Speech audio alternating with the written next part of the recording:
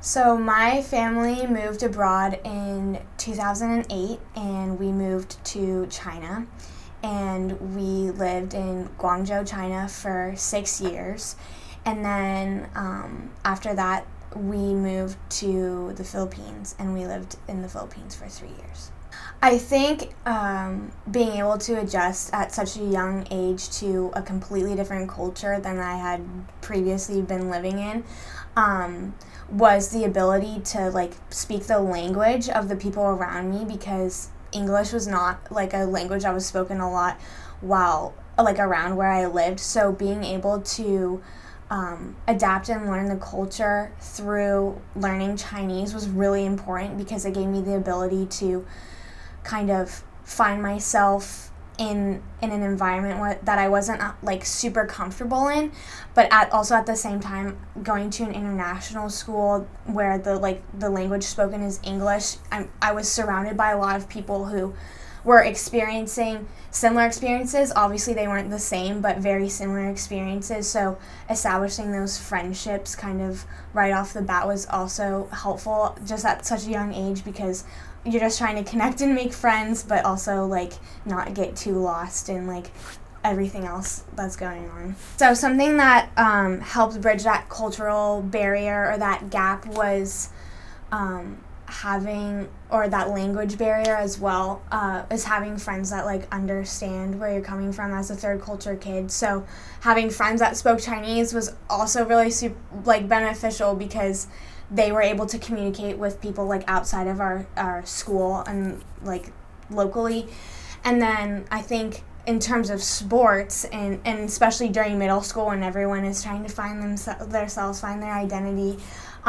having those groups of people that all come to a common, have a common interest and want to work hard towards a certain goal, and having teachers and coaches helping out with those communities or groups too,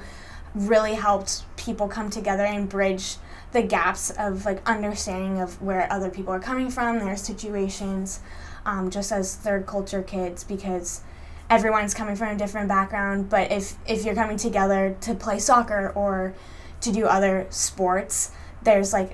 common base or common interest that really helped connect me with my friends and my peers. Sports in China were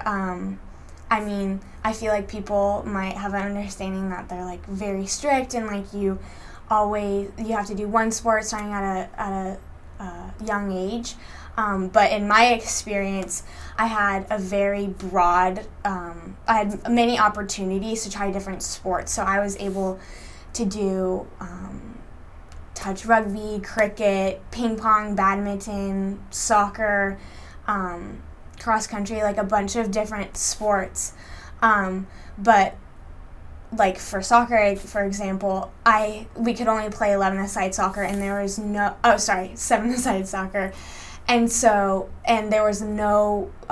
women's sports or women's soccer at the time that I lived there, so it was really hard accessing the resources that I needed to become better at soccer, just because my school and 2 other international schools in the city that I lived in were the only schools that offered soccer for women. And so becoming better at the sport was a little bit tricky, just because it wasn't prioritized in terms of sports, and especially being a woman or a girl at the time, and a sport that wasn't even popular in the country was kind of difficult. And I feel when I came back to the United States and talked to my friends that had lived here, they had been in clubs already, and they started when they were 4 or 5, and they were playing 11-a-side. And so I didn't play 11-a-side soccer until my freshman year of high school in the Philippines, where soccer was a little bit more popular and there was more women's soccer and more women's involvement in the sport. But there was definitely a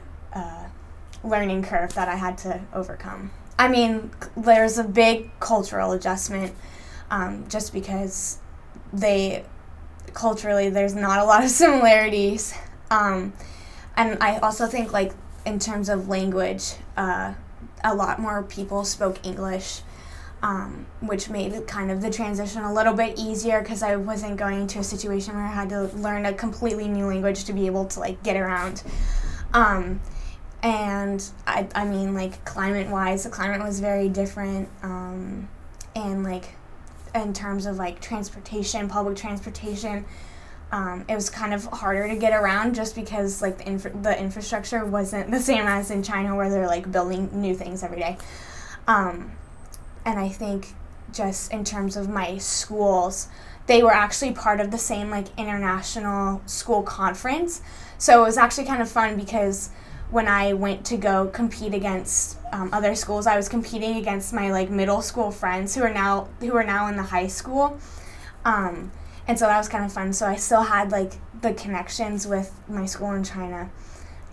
but like I would just say like culturally that was the biggest difference. My family moved back to Portland in 2019, and the summer before my senior year of high school, and we moved back because we were finding it to be a good transitional time for our family to move, and we knew that my sisters and I wanted to go to college in the United States, so my parents thought it would be a lot easier for our family just to kind of be back in the United States if that's where we were going to go to college. And I definitely think there was a culture shock moving back to the United States. We had come and visit like family over the summers, but I think like coming back and living in the United States was a lot different. I would just say in terms, it kind of helped me realize how I felt culturally different than the people that I was surrounded by, even though I look the same, because overseas I didn't look like most of the people I was around, but coming back to the United States and looking the same as my peers but culturally feeling different, honestly was the biggest culture shock. Another cultural difference that I've felt was like in terms of like media and television and how integrated that is to like American culture and society was something that in China especially we had very limited access to. So like me learning American values and like what is happening in like American and culture and society, I gained through like the TV shows that I was able to access, but like obviously it wasn't all the TV shows and like media that was accessible here, so it was like very limited perspectives. And then coming back to the United States like during the summer to visit friends, like you only get a glimpse of like how much everything has changed, and then you go back overseas and then you're kind of unclear about what's going on. So I feel like when I moved back to Portland, like catching up almost to all of like the societal norms and cultural norms I found it a little bit more difficult.